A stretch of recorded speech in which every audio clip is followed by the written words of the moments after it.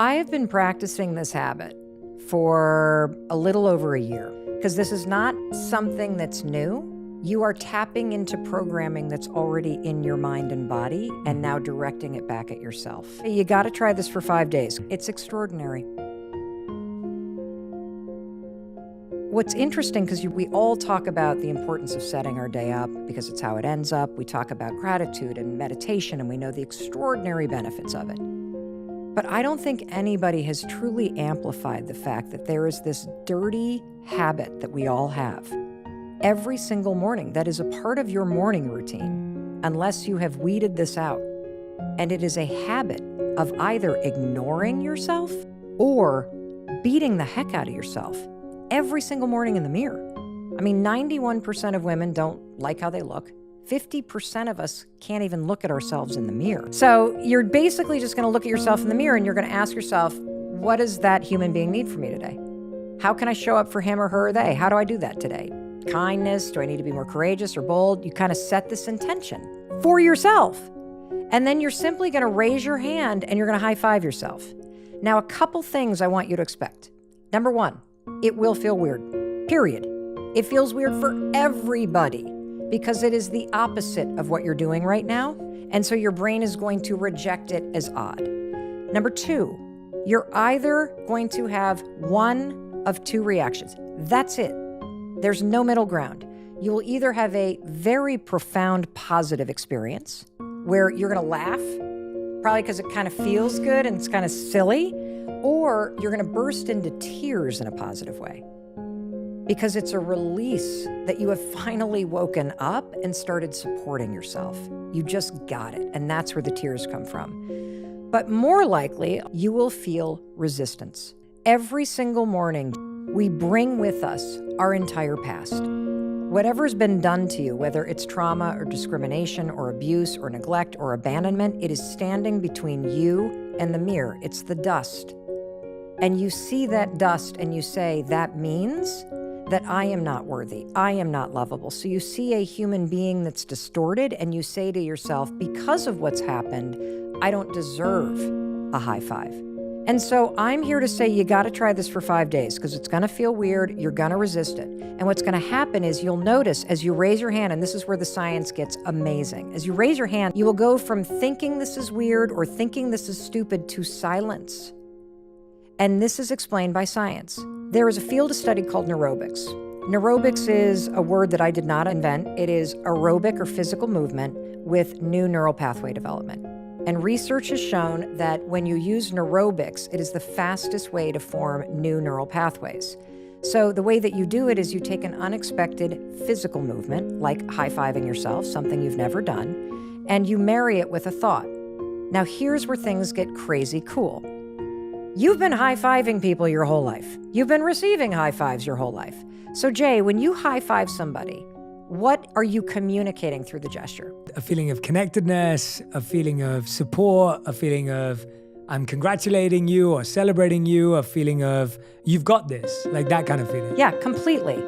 All of it is programmed in your subconscious brain. When you go to raise your hand to high five somebody, I can never high five Jay and go, Jay, I don't like you. You can't do it because the programming is already in your brain. So you cannot look at yourself in the mirror and think terrible things while you're high fiving yourself because your brain won't allow it. It is programmed to think something different. And as you repeat this every day, just 5 days, dear God, give me 5 days of doing this, you will override the critic.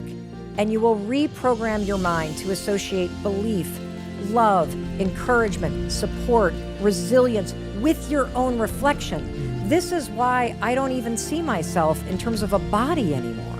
I see a human being that I love, that I support, just like I would a friend or a child that I love unconditionally. It's mind-blowing, but that's not all. So I talked to our pal, Dr. Daniel Amen, and this isn't even in the book. When you high-five somebody else, your brain drips dopamine. The reason why when you do this, even on a low morning, you get a boost in your mood and a little bit of clarity is you get a drip of dopamine by high-fiving yourself. Again, because the programming is already in your brain. You're just now turning it from everybody else and giving it to yourself. And there's a second thing that's super cool. You know, when you leave the bathroom, you feel kind of peppy, right? Well, let me tell you what that is. Your nervous system is encoded with celebratory energy. When you wave hello, you're raising your arms. When you cross a finish line, you raise your arms. When you hug somebody, you raise your arms. When you high five somebody, you raise your arms. When you do this every morning, especially when you're going through a challenging moment, your nervous system recognizes the celebratory gesture and gives you a jolt of energy. This is both common sense and science. How does your favorite sports team begin the game? By high-fiving each other to send yourself out into the game. But when researchers actually study NBA teams, they could predict who's going to be the most successful teams at the end of the season and who's going to be at the bottom of the league based on one characteristic at the beginning of the season in the preseason, and that is, how many times does the team in the preseason do fist bumps, high fives, or pats on the back? And what they found is it's the teams that do that the most in the beginning have the winningest record. And the question is why? Well, the reason why is these gestures are more than gestures. They are symbols of trust and partnership. They build momentum. And so many of us are struggling in life with people-pleasing and guilt and all of these emotions because we have broken that partnership with ourselves. And this is a way every morning after brushing your teeth, we're going to stack this habit. Put the toothbrush down, pick up your hand, look yourself in the mirror and say, how am I going to show up for that human being today? And seal it with a high five.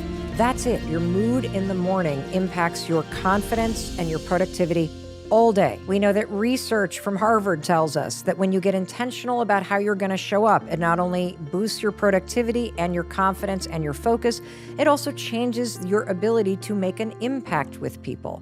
We also know all the research around what's called emotional contagion. When you separate leaders into two groups and you show one group a leader, very stressful videos for 20 minutes that make you feel agitated or bummed out, and you throw another group all these videos with puppies and kittens, the leaders that go in to their teams, within 10 minutes, the teams feel exactly either the negative agitation or the positive agitation, but it goes even deeper. So the high five habit in the mirror, it's just the Trojan horse. There are dozens of tools in this. The reticular activity system, which is the filter in your brain that in real time is changing. We've all experienced its effect when we've shopped for a house or a car. The second you start shopping for your first car, what happens? You start seeing those cars that you're looking for everywhere. Everywhere. That's your RAS. You have a bouncer in your brain that has a massive job. And the job of your bouncer in your brain is to decide what gets into the prefrontal cortex, what passes through. There's only 4 things that actually get through automatically. Your name. We've all experienced it. Oh, did they say Jay? The second thing is any immediate threat. So like if you hear a loud noise, you'll kind of like duck. But there are loud noises all day that don't make you do that because the bouncer in your brain is blocking it out. The third one, and this can be tricky for relationships, this is any sign that you think your partner might be interested in sex with you or somebody else. This is that jealousy. And then the fourth one, and this is where the treasure is. This is everything. Your brain filters the world based on what you tell it is important to you. So when you're shopping for a new car, you suddenly say to your RAS, this is important to me, and it lets in imagery of the car. This works in positive and negative ways. Trauma is an example of how your filter gets trained by a very negative event. It becomes very important because your nervous system responded to it, so your brain records as much as it can to try to protect you. A positive way is by writing out of your goals. They having visual and environmental triggers that keep these things front of mind. These are ways to train your brain for a positive effect. So one of the things that happens when you start to high five yourself and why it goes so much deeper even than the boost and the partnership is that what happens is you're now tapping into an entire field of research called behavioral activation therapy. If you don't know it, there's a very simple way to talk about it. It's called act like the person you want to become. And the reason why this is so important is we know thinking alone won't get you to change. You actually have to take the actions that change everything. And one of the reasons why high-fiving yourself is such a powerful action is the bouncer in your brain, the RAS, it's paying attention. When it suddenly sees you stop the beatdown and it sees you act differently,